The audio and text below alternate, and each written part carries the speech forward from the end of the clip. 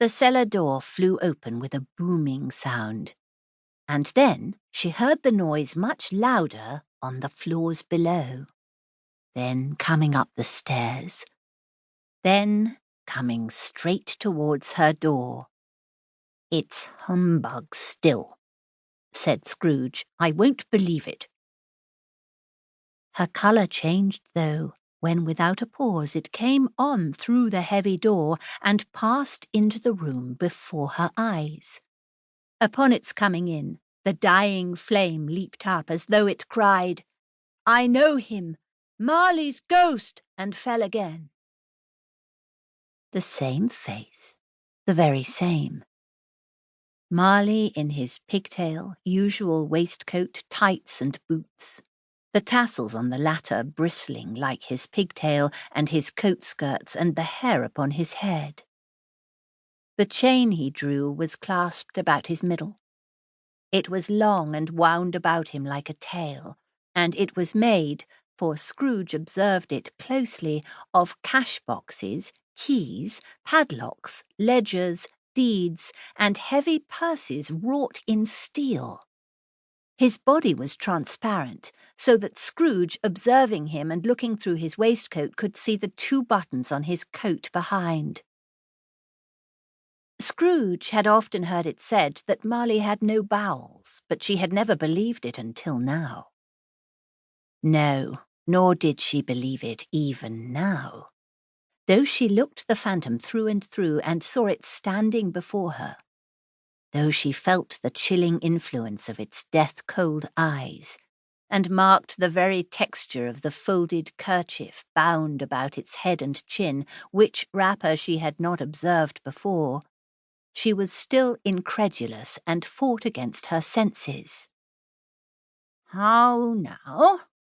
said Scrooge, caustic and cold as ever. "What do you want with me?"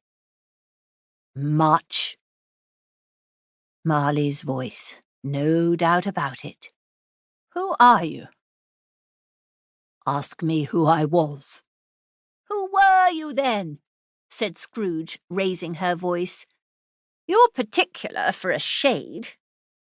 She was going to say to a shade, but substituted this as more appropriate.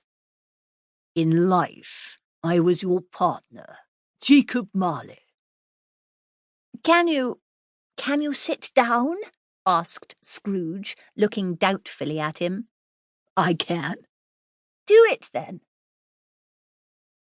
Scrooge asked the question because she didn't know whether a ghost so transparent might find himself in a condition to take a chair, and felt that, in the event of its being impossible, it might involve the necessity of an embarrassing explanation. But the ghost sat down on the opposite side of the fireplace, as if he were quite used to it. "You don't believe in me?" observed the ghost. "I don't," said Scrooge. "What evidence would you have of my reality beyond that of your own senses?" "I don't know," said Scrooge. "Why do you doubt your senses?" "Because," said Scrooge, "a little thing affects them. A slight disorder of the stomach makes them cheats.